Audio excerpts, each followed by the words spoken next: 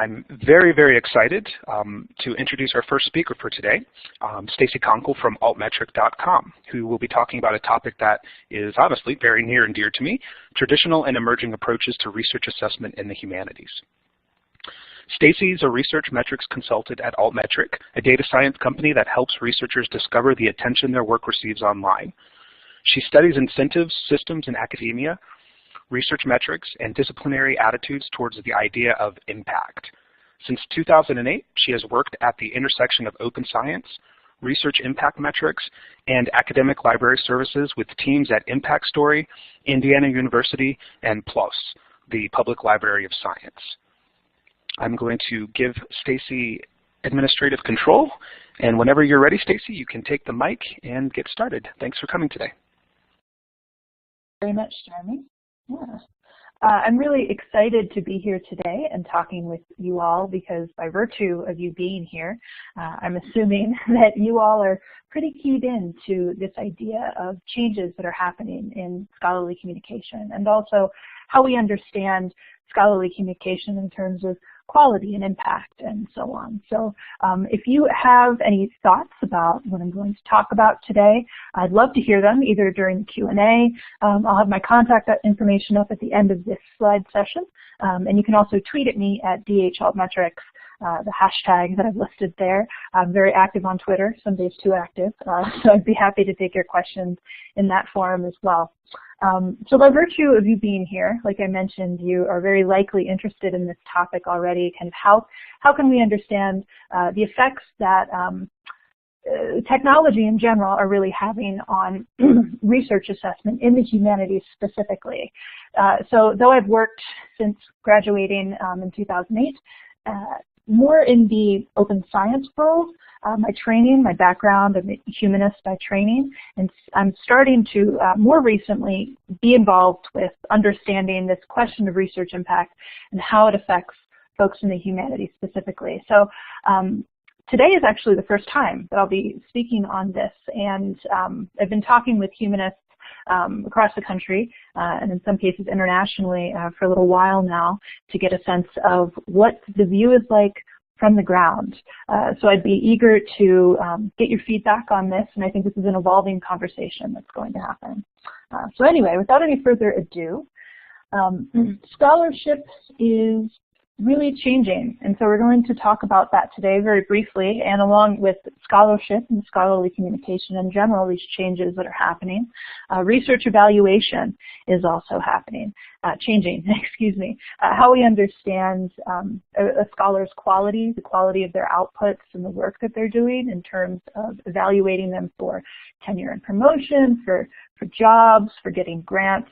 This is also changing thanks to how research is becoming ever more networked and available online. So I'll talk briefly about some traditional means that are actually still in use in most places in the US in terms of how we understand research impacts and importance, and then go into emerging means of understanding this. So developing technologies, including our own at Altmetric, that help us understand the impact of research beyond just what's happening in the academy, but how our work is perceived by the public and used by other scholars and so on.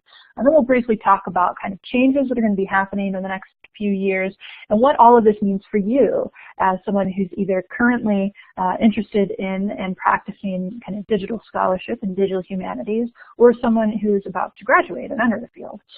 So scholarship is changing, and I believe it's changing for the better. We're seeing much more openness and transparency and engagement happening over the last few years, particularly in the humanities. We're seeing more openness in terms of acceptance of the idea of open access in the humanities. We're seeing the emergence of new models for disseminating our work, both traditional scholarship that's published in books and articles, and then also digital scholarship, interactive exhibits, and websites online. And we're also seeing increased support for open tools like Zotero, which I'm sure many of you are familiar with, the social bookmarking website and reference management app, and also openness in terms of the tools that we create to conduct our own research as humanities researchers. So two brief examples of both openness and the idea of transparency. Here on the left, we see an open source web app that has been created by a humanities researcher to help display and understand XML-based content. And this researcher, as few as just a few years ago, they would have created this piece of software and then kept it for themselves, put it on their own servers or kept it on their own laptop, and not necessarily would they have shared this with others, particularly in a way that makes it available for everyone to look at the source code and point out errors and flaws or talk about what they're doing really well. But with the rise of websites, collaborative coding websites like GitHub, and then also other forums and platforms like blogs and Twitter and so on, where we can discuss our work as it's happening and share our work as it's happening, we're seeing an increased amount of transparency in both the humanities and the sciences. Researchers are sharing their data and software and lab notebooks as they're conducting their research, and this has led to not only increased openness, but also more transparency around the research process itself. One other example that I would really love to point out is Miriam Posner's excellent blog, which I'm sure many of you are already familiar with. She's a digital humanities researcher who takes great pains to make her process, her research process, as transparent as possible on her blog. So she also not only talks about the work that she does, but she helps make other people's work more transparent, as we see in this blog post here. How did they make that? Where she describes how digital humanities projects came together at other institutions as well. So we're seeing more openness and more transparency. We're also seeing a great deal more engagement happening because work is available online. So for this open source software project that I highlighted before, because it's online, because it's on a website like GitHub, people can comment on the project itself, say, hey, I noticed there's a bug here, or I would like to suggest these new features be added. And there's an opportunity built in, baked into the platform, GitHub, and many other sites, where you could have a conversation as the creator of a software product, as the creator of an interactive exhibit, directly with the people who you're serving, which in this case is other scholars and librarians who are likely interested in reusing this software. But it can also take place in terms of engagement with the public. So we see here an example of an author who recently published a book with Cambridge University Press and hosted a Q&A session on our Facebook page, which was fairly successful, I'd say, in terms of Q&A sessions. She definitely had much more active participation than I've seen when I've attended similar in-person talks around rather obscure topics in the humanities and sciences as well. Somebody publishes a book, they might host a salon at a local library or bookshop, and 5, 6 people will show up. This had a participation from across the spectrum, both other scholars and members of the public. And I think it's a great example of one of the ways that platforms like Facebook and Twitter can help us engage as scholars with other scholars and then also members of the public. We're also seeing engagement in terms of our ability to understand how other people are engaging with our work when we're completely taken out of the equation. So here, this rather boring graphic is an example of some pingbacks that I've randomly selected from Miriam Posner's blog, which we saw a screenshot of before. So a pingback, if you write a blog post, a pingback will appear if other people have linked to your blog post from their own blog or website and so on. It's basically, you can see the list of websites that have linked to your blog posts from the comfort of your own browser on your own blog platform. And so other people can see this as well. So if were I Miriam and I were looking at my blog post, I could take a look and see, wow, look at all of these other people who are discussing my work, not only here in the comment section of this blog post, but also in their own spaces, in their journal clubs, in their digital humanities interest group blogs, and so on. So we're really able to trace the conversations that are happening online in a way that we weren't able to before. Previously, these sorts of conversations, the discussion of Miriam's work and the transparency thereof, these would happen at conferences, let's say, or in your university standing around the water cooler. You would talk about Miriam's work in a way that was very private and based in the moment. It was you couldn't trace that was necessarily happening if you were Miriam. You knew that conversations were taking place, but you didn't know what people were saying and who was saying it. Nowadays, we're able to see these footprints that are left online by these digital tracks. And so for that reason, I really believe that research evaluation is also changing for the better. Like I mentioned before, research is evaluated in a number of contexts. So if you're going up for a job, your research is often evaluated when comparing you to another scholar to understand who the search committee or the university might award the job to. Is this researcher in line with us and our department in terms of what's important to us? We might be a department that is much more concerned with scholarly impact, so making a difference in our field of research. Or we might be a department at a land-grant institution that is much more interested in engaging the public and changing culture and having an impact on conversations that are happening in the public sphere. And so research evaluation often reflects the values of the institution or the group that is doing it. So not only for a job, but also for tenure and promotion, for grants, and so on. And there are a number of traditional means of evaluation that have been used in the past and that are still really being used today. These are all pretty opaque means of evaluation, unfortunately. So publisher prestige is a big one. If you are a humanities researcher, you often are encouraged to publish a book. And when it comes time for me to evaluate your work when you're going up for tenure and promotion, I would oftentimes look at the publisher with whom you have published your book. So is it a well-known, highly respected press like Cambridge University Press or Oxford University Press and so on? Is it someone that I've never heard of? It's a sad fact that across many institutions, the people who are evaluating our work, our peers, don't always have the opportunity to judge the work on its own merits, to read it, to really think about it, to debate it with other people at the institution, or really have a chance to think on the value proposition, what value you're bringing in terms of the research that you're doing. And so we often use proxies to understand importance or influence, and in some cases quality. And publisher prestige is one of those proxies for quality that a lot of people fall back upon. As is citations to books and journal articles. So citations can give you an indication of some measure of impact that you've had within your field, among other scholars specifically. So people cite your books or your journal articles for a number of reasons, however, and a high number of citations doesn't always equal a high number of your colleagues who are citing your work because they think it's of high quality.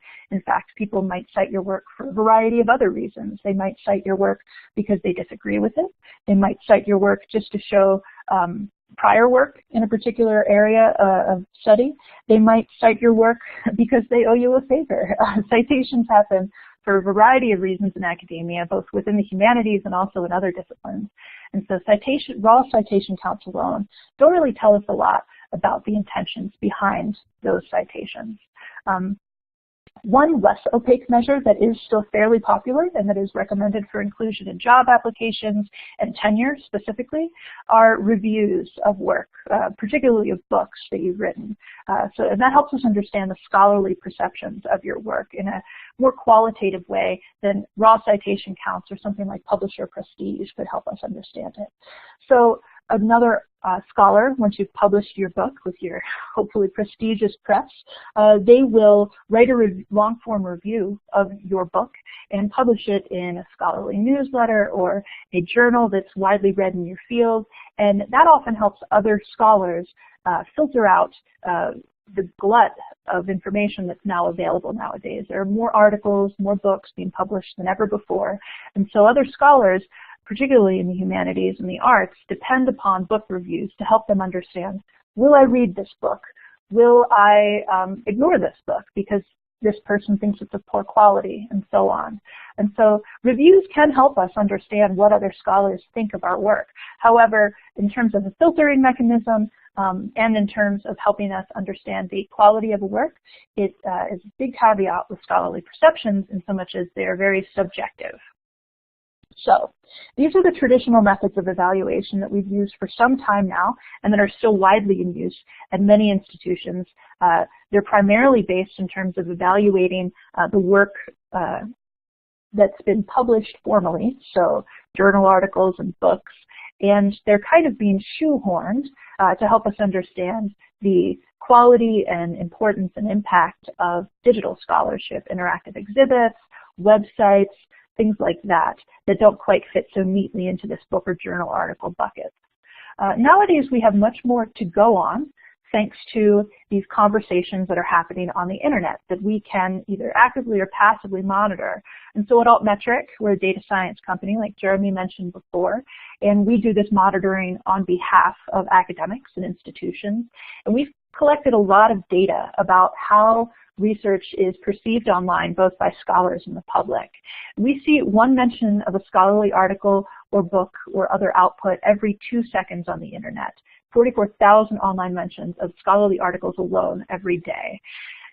These types of data help us really move towards a more holistic understanding of impact and of quality as well. When we supplement these traditional methods, which are primarily opaque methods, and in some cases subjective methods of evaluation, with new data that we have available, it really helps us understand our impact outside of the academy. It helps us understand the nature of impact. So Heather Pivovar, a researcher friend of mine, she calls these flavors of impact, which I think is particularly apt. So we can see not only scholarly perception and get a kind of a hint of quality when looking at publisher prestige or citation numbers. We can also see, how many people might be reading my articles? What do members of the public think of my articles, and so on. So briefly, I'll give you some examples of these different types of impact and evaluation metrics and also qualitative data that we can look at. So for example, readership. We can now measure, and many journals tend to display the metrics for downloads and page views. How many times has your particular article been viewed or downloaded? And while this doesn't tell us for certain that an article has been read, it's a much better indicator of interest in and possible readership for your work than simply saying, I published in a journal that has a circulation of 22,000 copies to members of the public and libraries. That's possible influence and impact and readership, whereas this tells us much more specifically about your article itself.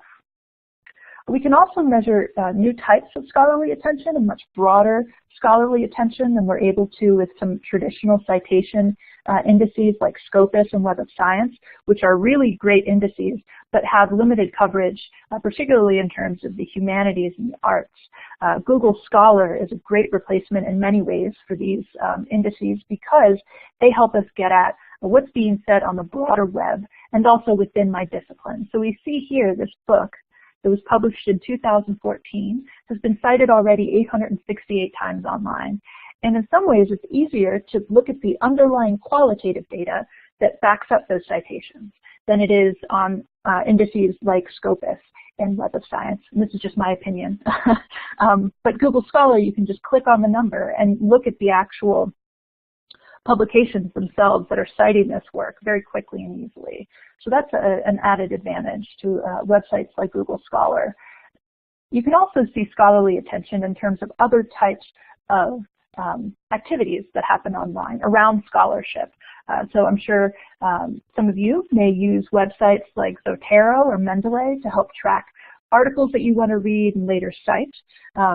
Mendeley readership is aggregated along with many other data sources by our company at Altmetric in our reports, and you can see different characteristics of the readership as well. So we know that not only have several hundred people bookmarked a particular article on Mendeley, but they come from Brazil, and they might be primarily in the social sciences and students at that. There's a lot more rich data that can be associated with this sort of readership attention that we see than you can see with the simple reader counts that we looked at before.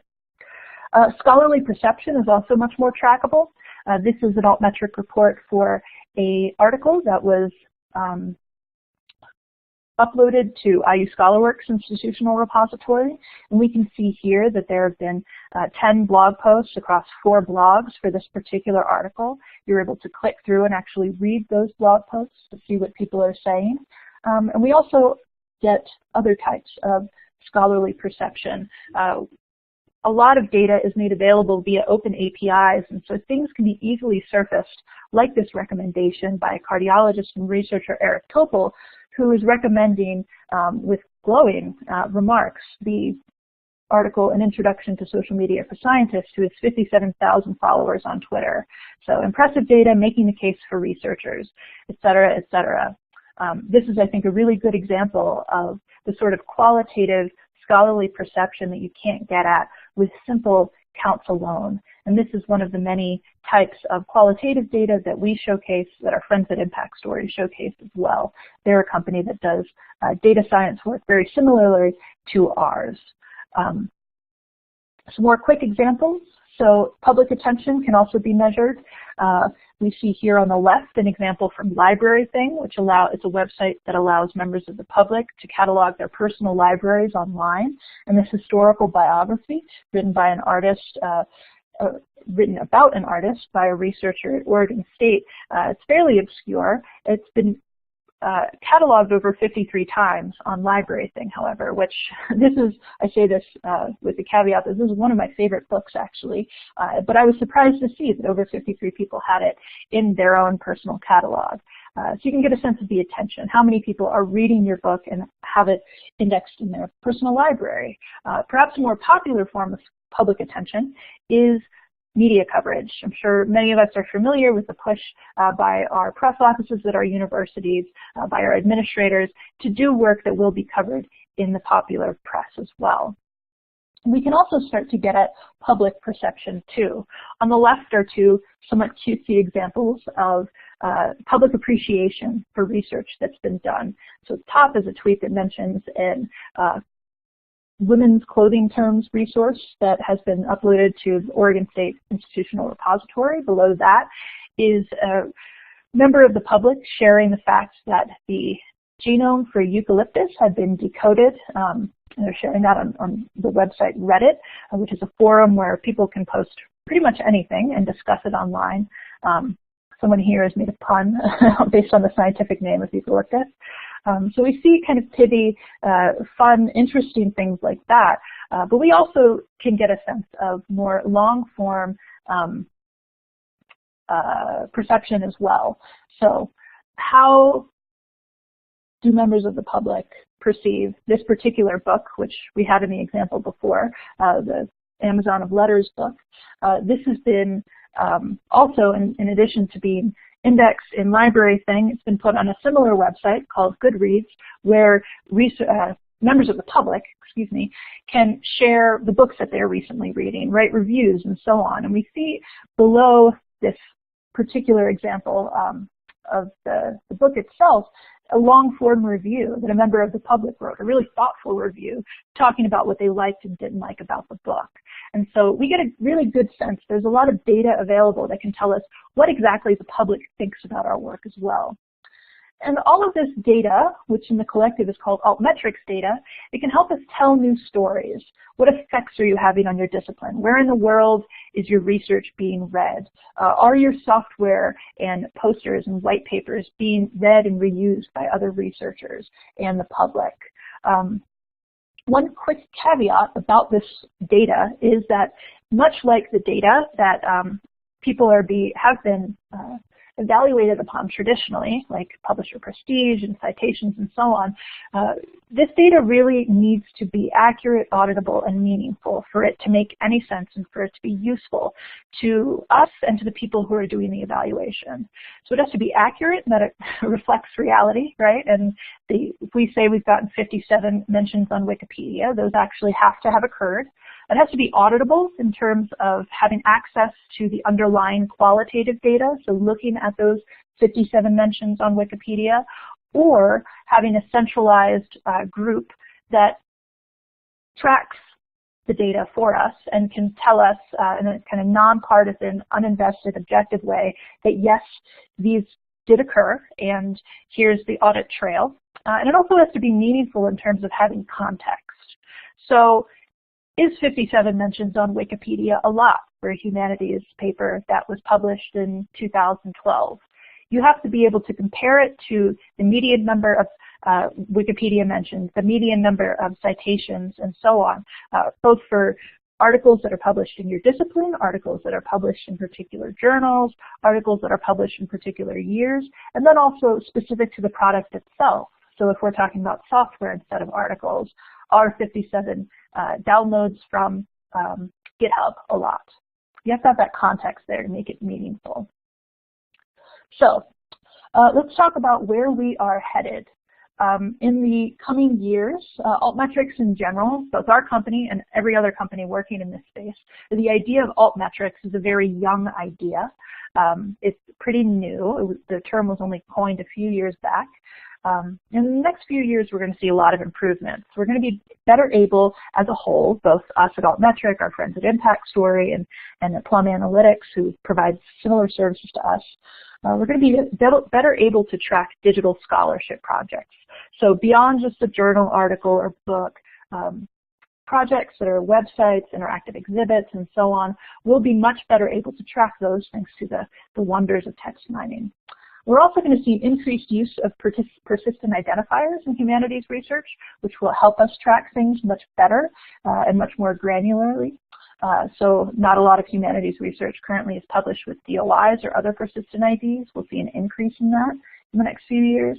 We'll also see more studies on the motivations behind online sharing and discussion. So right now we have a lot of studies into the quantitative nature of these metrics.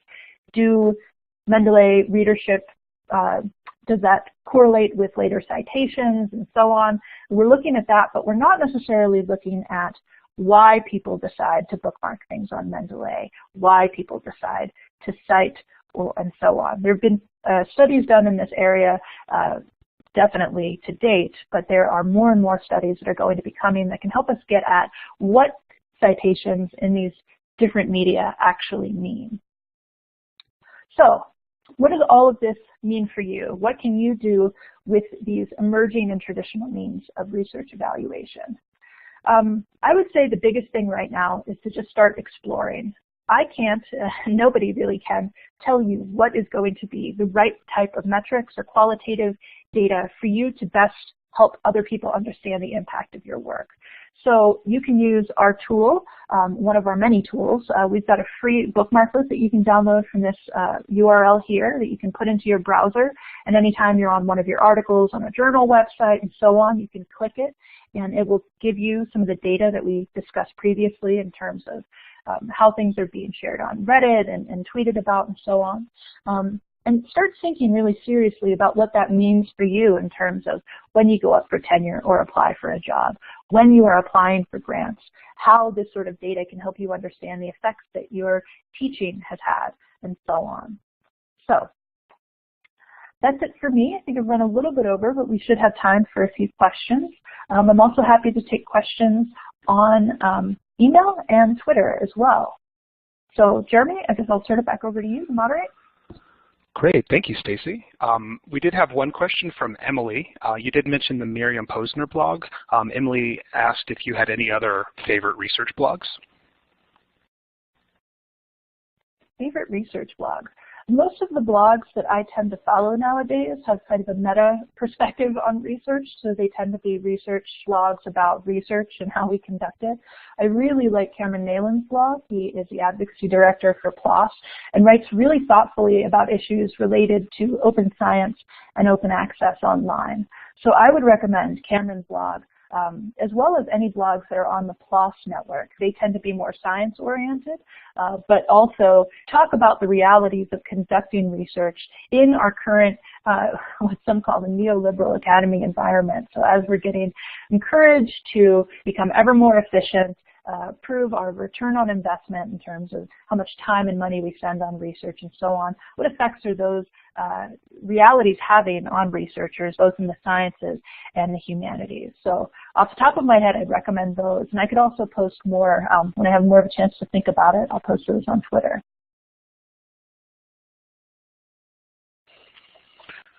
Great. I actually had a question for you, and I was just curious if you had any suggestions for folks who may be publishing various different kinds of content, posting things in repositories, maybe publishing blogs, etc. How do you suggest that folks sort of tap into this? You know, we're all putting content out there. How can we essentially maximize the potential for our exposure on social media to, you know, I don't want to say, you know, to fluff our Altmetric scores because, you know, I don't think it's that easy, but, you know, how can people sort of tap into this a little bit more? Do you have any suggestions for how, you know, this seems easy and it seems like such a great idea, but how do we actually get those scores? How do we get noticed? That's a really great question. So I think the first thing is to become more of an open and transparent scholar yourself. When you start putting your research outputs, your thoughts on other people's scholarship online, blogging, tweeting about observations that you have, and then also archiving your own content online. Those are some really important ways to make sure that your research gets noticed because people can actually access it, right? If I have a data set that, or let's say a white paper that I want other people to read, it doesn't necessarily make sense for me to put it behind a paywall or make it only available, let's say, to other people on my campus via the institutional repository. Making smart choices about publishing in open forums, and also joining websites and putting your work onto websites like GitHub, like Figshare, like your institutional repository that allow you to put non-published content out into the ether and understand how it's being used. Those are some really good ways to get started, in addition to just finding your voice on social media. I found Twitter to be probably the most powerful tool that I have in terms of connecting with other people around the world at all levels. It's a great kind of water cooler conversation area where you, as a junior researcher, early career researcher, or even a researcher who's, you know, at the top of their field, it levels the playing field for all. And you can have these casual conversations in a way that really help make connections that are at the core of what it means to network as a researcher. So I'd say those two things, and then one more quick plug. So I'd say keeping track of the impacts that your work is having, whether via our bookmarklet, which you can also use to sign up for automated email alerts anytime your work gets mentioned online or you get a new bookmark. We'll send you an email. And then also Impactstory. They've got a really great web app. I actually used to work for Impactstory. They've got a great app that you can sign up for, and it's like a profile for your entire scholarly identity. And they'll also send you emails as you get new impacts online. But using those notifications is a means to say, hey, so-and-so has mentioned my research. Let me join into a conversation with them. It's a kind of passive monitoring of research discussions that are happening on the web that really allow you to engage with your audience, whether scholars or the public, in a way like we mentioned previously with Miriam's blog. So those three recommendations: be open, be online, and be engaged. Thanks. That's a great response. And I'll just throw in my support for Figshare, one of the open data repositories that you mentioned, but also in general, we post a lot of content through the student chapter Digital Commons page, and we use Twitter to, well, my point was going to be that most repositories, when you post things to it, if you do have a Twitter account, you can actually link the two so that you can post from the repository through your Twitter account. So there's a way to sort of automate that as well to make yourself a little bit more visible. We did have one more question, and that's from Arjun. Any methods for making altmetric data meaningful for those in the traditional academic environments? That is a really important question to ask, and I'm glad that you asked it, Arjun. Right now, if you, particularly as a junior researcher, a graduate student, were to approach more traditionalists at your university to bring up some of these questions and raise these issues and talk about new ways of measuring research impact, to be honest, you're going to be met with skepticism more often than not among the traditionalists. Those among us who are early career researchers and also mid-career researchers tend to understand the importance of understanding impact among different stakeholder groups and different flavors of impact at that. They understand it a lot more than some of the traditionalists who really insist, like, no, publisher prestige is really the only way to understand the quality of a book. And you have to publish at least one book with publishers on this particular list, or we can't consider you for tenure. And among those audiences, I think pushing home the message that this is not about how many tweets I get. This is about understanding impact beyond these really opaque measures, understanding impact based on auditable data, really understanding what other scholars are saying about our work, and being able to showcase the impacts that we have when going up for grants. And also administratively, I know that administrators appreciate these new means of monitoring the media and looking at conversations that are happening on social media as well. So pushing those messages home, that this is not just about social media and fluff that's happening on Twitter. This is really about getting at the qualitative data and having a much more transparent means of understanding research. This isn't about replacing traditional methods necessarily. It's about supplementing them with clear, more transparent data. So that's usually the conversation that I tend to have when I'm talking with the skeptics and traditionalists, and I hope it'll work for you too. I also am open to hearing from those among you who've had these conversations. If you've got any feedback on that, I'd love to hear it. Most of the conversations I've had with traditionalists and skeptics, this has been within the sciences. And so I understand that the landscape is different in many ways in the humanities. So if you've got ideas, I encourage you to put them here, post on Twitter, and so on. That's great. Thanks, Stacy. Yeah, again, I can attest to hearing when the humanities comes up in metrics discussions or assessment discussions especially, there's always sort of a pause in terms of, where's the data coming from? And then the question always comes back to, author identification in the humanities and actual pedigree of works and iterative works, et cetera, et cetera. So I love this discussion, and I would love to keep it going. And I certainly look forward to some further discussion on this with Stacy in the meantime, but also at the annual conference, hopefully in St. Louis this coming fall. So are there any more questions for Stacy? Jeremy, I actually have a question for Stacy, and kind of following up on sort of breaking the academic walls and really looking at altmetrics as a meaningful way of evaluating research. And I think this is going to be a long process, really, gaining more acceptance in the academic world. But I was wondering, what are your thoughts about sort of connecting that discussion about altmetrics with open access?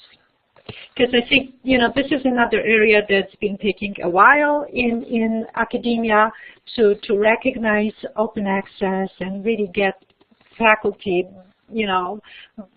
buy-in in that area, and we had a presentation actually on that topic yesterday. But if we basically couple those two areas, because I do see a strong connection between open access and altmetrics. So what are your thoughts on that? I think that altmetrics are going to be one of the main ways that we incentivize people to embrace open access, to start publishing their work open access. There's a proven citation advantage, and also we're learning an advantage in terms of the altmetrics you receive, the number of downloads that you receive for works, and primarily these studies have been in the sciences. I will say that for this caveat, but it's not too far of a leap to know that, or to assume that the advantage for Altmetrics and the advantage for download counts will happen in the humanities as well. And in fact, in the humanities, humanities research has been, for some reason, I think, unfairly stereotyped as being less relevant to audiences on social media. And so people in the humanities and in academia, traditionalists primarily, tend to assume that, well, the humanities doesn't have, it's not going to have as many altmetrics as work in the sciences, because scientists, by their very nature, are more plugged into, these new means of scholarly communication and leveraging these systems to discuss science and so on. On the other hand, it actually turns out research is showing that altmetrics and social science research is more likely to have altmetrics associated with them. This is a roundabout way of saying that I really believe that if we're to incentivize open access, we need to help people understand how it benefits them beyond just this hand-wavy, it's good for society, which I think many people they agree with nowadays. It used to be, well, we should do this for open sake, and now it's like, no, we need to make the researcher understand why it's valuable to them. And I think altmetrics are the way to do that. When people can see how their open access research is being used and discussed and so on online, it really helps them understand the value of making their work openly available.